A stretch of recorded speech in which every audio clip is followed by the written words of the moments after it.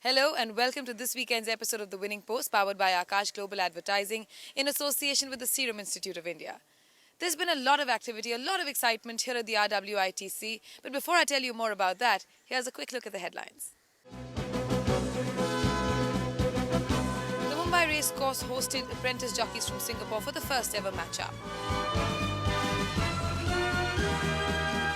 In the 4 match-up races over 2 days, it was the Indian boys that finally shone through. Sir, 2 second होने के बाद अपने India के लिए तो आज फर्स्ट टाइम मैं जीता हूं sir. I'm proud for myself sir. And legendary filly Black Caviar finally retires to stud. The Royal Western India Turf Club, or the RWITC, has always been very supportive, very encouraging of new ideas, new initiatives, and the weekends that's just gone by was no different. For the first time ever, the Mumbai Racecourse hosted 5 apprentice jockeys from Singapore.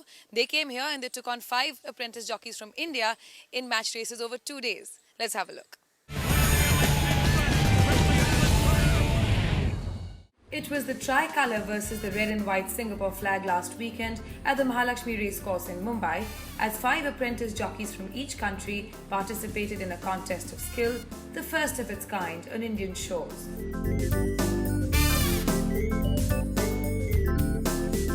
Team Singapore was led by 26-year-old Delorto Pregasam, who had 4 wins under his belt coming into this contest. TC, S. Alif, WL Tan and M. Firdaus made up the rest of the team. Their Indian counterparts were led by the 21-year-old Akshay, who had notched up 33 wins till this weekend. Akshay's team comprised of Ishwar Pardesi, Saddam Hussain, Vikash Tamang and Sai Kumar. The Singapore contingent was coached by Damien Kinnenmont and the hosts under Sharad Kapoor. The format was simple, a 4-race battle with points to be won for the first 6 placing. 2 out of the 4 selected races were to be run on Saturday the 13th of April and the remaining 2 on Sunday the 14th. The team that would cross the higher aggregate would win the silver win. Once both teams had arrived, the participants were welcomed to the RWITC with a traditional tilak ceremony graciously conducted by Deepa Dhanji Boy and her husband, the chairman of the RWITC, Khushru Dhanji Boy.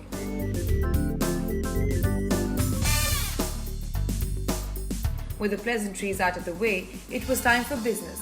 And that was kick-started with the Thumbelina Trophy that had 8 horses in the fray, 4 ridden by the Singapore boys and the other 4 by ours. For the Singapore team, with this brilliant victory over Step Up finishing up second, Baringo third as the race passed the finish. Singapore drew first blood when jockey S. Alif, who had given a head start to Step Up, set Myla Rose alight, and the Faisal Abbas trained filly produced a sizzling finish to end Step Up's reign and win, fetching the first 15 points to the visitors. Wonderful victory. You were ahead of wearing the favourite. Any pressure you felt? Yeah, I'm very honoured to get a winner. It's my first winner of the season. The horse travelled very well, even up to 600 meters, he's still travelling. I just need to ask him to fire up, then she really give me all out try to the winning post. Alif was all smiles as he waved the Singapore flag all the way back in. The Indian boys were not all that far behind. They'd picked up valuable points in the minor placing. The presentation ceremony for this race had overtones of grandeur and patriotism. The first 3 placed jockeys were awarded medals, a sight not common in the world of racing. With a tone for the weekend firmly set as friendly, the next clash was in the Division 1 Aerospace Trophy. Here, the Indian captain led by example and guided Classic Ruler to a facile victory. And Akshay has pulled away to pull off a sensational victory here for the Indian boys. Akshay wins with the Classic Ruler finishing up second. This victory not only pulled things back for India, but also saw that Team India surged ahead to a handy lead. Well done, Akshay. You've pulled one off for the Indian team. How does it feel? A nice, easy ride to win? Yeah, it was very easy for me because the competition is very getting tough because they won one race. So we are 1 point behind. So I have to get into my horse.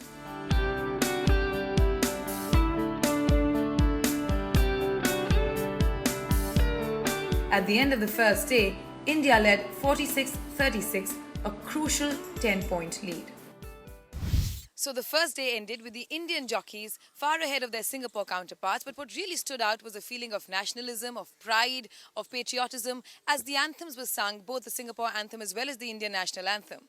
That's not all, there's plenty more coming up on the other side of this very short break as we take you right into day 2 of this matchup.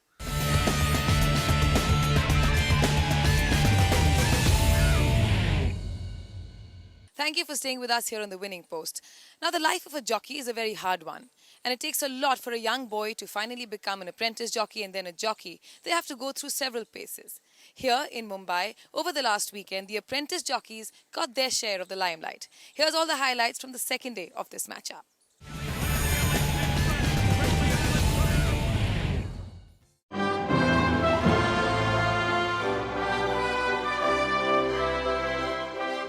Day 2 started where the first left off, with a feeling of anticipation and excitement as the course regulars also got into the rhythm of this novel race-off.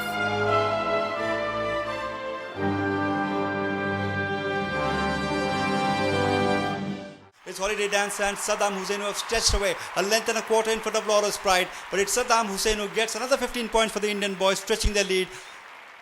The Jaguar Trophy Division 1 handed the advantage to Team India when Bangalore-based apprentice Saddam Hussein piloted the Mansoor Shah-trained holiday dancer to a well-ridden victory. Well done, Saddam. Race पे opening मिली आपको सही जगह सही time? जी sir, first time opening मिली sir, 2 second होने के बाद अपने इंडिया के लिए तो आज फर्स्ट टाइम मैं जीता हूँ sir. I proud for my self sir. Congratulations, very well done.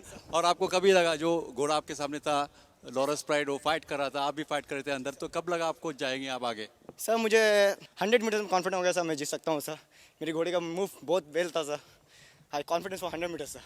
और इंडिया के लिए जीतने के बाद कैसा लग रहा है? इंडिया के लिए जीत के सर इतना खुशी हो रहा है सर कि कैसे बोलूँ आपको, मैं कितनी खुशी हो रही है sir. Thanks sir.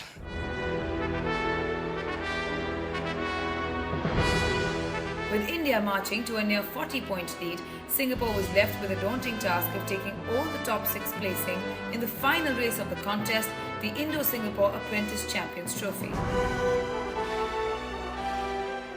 It's Sherlock Holmes on the outside. It just about wins it from Kwando. Then there's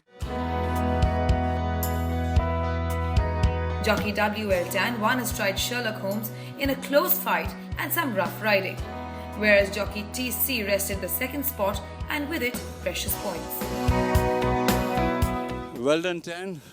You were shifting out in the final stage of the home stretch. Yes, the horse is hanging a bit to the outside. When I go for my right rib, he just want to shy out. Then when I change over, the rein start to drop off. You had an easy run coming into the home stretch. When was it that the horse came under the pressure? The horse was traveling well all the way. It's the horse that is good. Yeah. Well done, thank you very much. However, Sai Kumar and Vikash Tamang picked up the 3rd and 4th spots, landing the contest and the weekend squarely with the home team. The chairman of the RWITC, Khushru Dhanji did the honours and presented the silver whip to the Indian boys.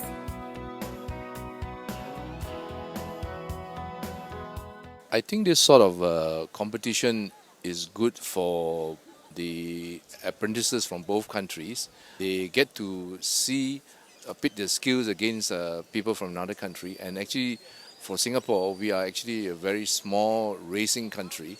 I mean, India has a very big, more number of turf clubs and race courses. So it's good for us to come to India and see how the standard is and measure ourselves against a country that has more depth and breadth. No, it's been a very good experience for the boys coming to. None of them had ever been to India as well as myself. I'd never been to India before. To come here and compete against the Indian boys has been just such a great experience for them. To ride on a different track. As we all know, it was their first time riding in that opposite direction to Singapore, which would be clockwise. It's been a very good experience. The boys, for India to win 2 races and Singapore to win 2 races, that's a great result as far as I'm concerned. And to come down to all the minor placings to decide the trophy, it was a great result for everyone. So Yeah, it's very happy to win a race in India. And after 3 rides, I thought, oh, I get nothing, but then who knows, luck's come, and then I get a winner. Yeah, thank you very much. I'm really great pleasure to ride in India. This is my first experience working with clockwise racing. It's a great pleasure and honor to ride in here, and I get one winner down here. I feel very happy. Hopefully I can come again and have a ride down here again. I've truly enjoyed my experience here. It's been very educational and I've met a lot of new people and it's just been a joy to be here. It's just, it's a friendly competition. Whoever wins, it doesn't really matter. It's the memories that we bring home. The boys weren't the only ones ecstatic with this experience. The racing fraternity in Mumbai welcomed this initiative and is all for more such innovations. It must be encouraged. It's great fun and that helps racing. It helps the morale of the young boys and it also brings in the two countries together closer and the two racecourses closer. Brings the element of sports than mere just betting and punting and racing. And particularly it encourages youngsters and young jockeys from both sides. It adds some international flavor. So I think it's something to be encouraged. One thing was apparent. The 10 apprentice jockeys who had come into the fray as competitors were leaving the battleground and the weekend as firm friends, heralding the start of a new chapter for both countries.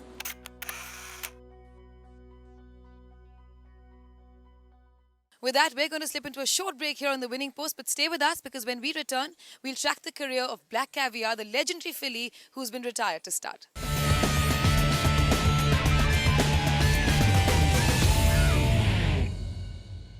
Welcome back to the Winning Post.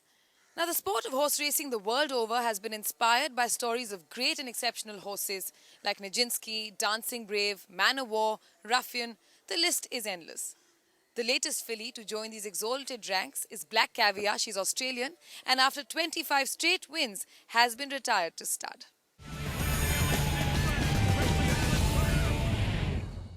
But it is Black Caviar well clear with 100 metres to go. 3 or 4 on Winter King and Black Caviar back as brilliant as she left. Won it by 2 eased up. Well, but it is all Black Caviar. 7 straight. She's canted home by 5 lengths. Black Caviar, though, holds Star Witness at bay. She's unbeaten 8 out of 8. What a champion she is. The crowd starts to applaud already. She's gone 3 lengths in front. Haylist can't go on. A good battle for third, but this is why she's rated the best in the world. Have a good look at this. Black Caviar is going to be eased down to a canter. Scored by Ford. Fast, but it's Black Caviar in front with 100 yards left to go. Here's Restia Darjan and Moonlight Cloud. He eases up near the line. Here's Moonlight Cloud. It's tight. Black Caviar and Moonlight Cloud.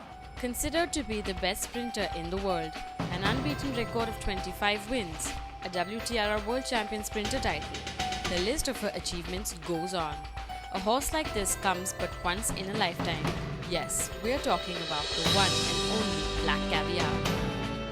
The owners of Black Caviar and her trainer Peter Moody realised they had something special from very early on, as a 2-year-old where she won her first 2 races and at 3 where she won 3. However, it wasn't until her 4-year-old year, when she won 6 Group 1 races out of her 8 starts, that she really showed what an exceptional racehorse she was and what she was going to become, a legend of the Australian turf. And further back in the field then was Kazkura, but Black Caviar's opening right up and Black Caviar made her debut as a 2-year-old on 18th April 2009, where she won by 5 lengths, and then went on to win the listed Blue Sapphire Stakes by 6 lengths. The wonder from down under captured the imagination of the racing fraternity, and that is where her story began. Won it by 5 lengths. Demerit second to half head. Trained by Melbourne-based trainer Peter Moody, was ridden by Luke Nolan through her career, Black Caviar has set unprecedented records. She's the only Australian horse ever to be clocked doing a sub-10 second furlong. Add to that her average winning distance of 3 1/4 lengths, and you know you have a winner. In 2010, she earned a rating of 130 from IFHA, making her the #1 ranked horse in the world during the period of October 2010 to March 2011. She has won the Lightning Stakes 3 times, making her the only horse to do so. She conquered the Patinack Farm Classic, Schweppes Stakes, Shilaki Stakes, Australia Stakes, William Reed Stakes and TJ Smith Stakes, twice each in typical Black Caviar style. Black Caviar is Australia's greatest racehorse.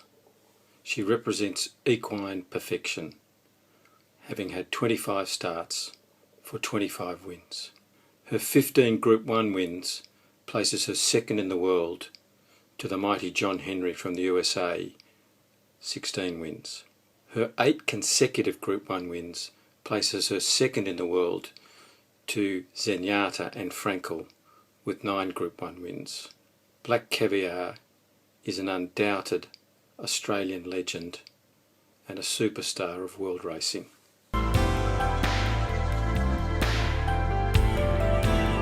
Black Caviar also holds the record of being the first horse trained outside Europe to have been honoured at the Cartier Racing Awards when she was named European Champion Sprinter in November 2012. In February 2013, Black Caviar stretched her unbeaten run to 23 by winning the Lightning Stakes, breaking the course record that had stood for 25 years. Continuing her winning streak, Black Caviar won the 2013 TJ Smith Stakes on April 13th. It was the mare's 25th consecutive win and 15th Group 1 win, breaking the Australian record for the most Group 1 wins by a horse. Black Caviar's career has been marked by one milestone after another.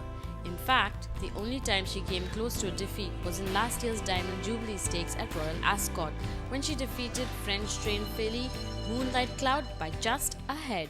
Left to go. Here's Restia Dajon and Moonlight Cloud. He eases up near the line. Here's Moonlight Cloud. It's tight. Black Caviar and Moonlight Cloud. Much to the shock and dismay of a myriad fans, trainer Peter Moody announced on April 17th that Black Caviar was officially retired from racing, bringing her illustrious career to an end. The reaction of most Australians to the retirement of Black Caviar has been mixed. There is clearly sadness that we will not see her grace the Australian turf or indeed the world turf again. However, there is some joy that she has retired with her perfect record intact, that she is going to stud having won 25 from 25 and representing what has to be equine perfection.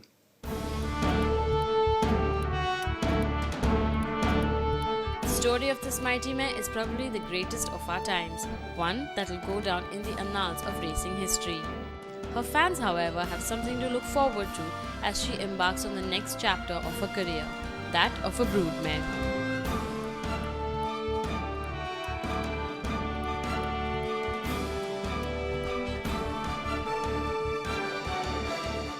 The plans for Black Caviar as a broodmare are yet to be decided. She will go to stud in Australia later this spring. The leading candidates are the champion Australian sires Reduce Choice, Fastnet Rock, Exceed and Excel, or perhaps More Than Ready.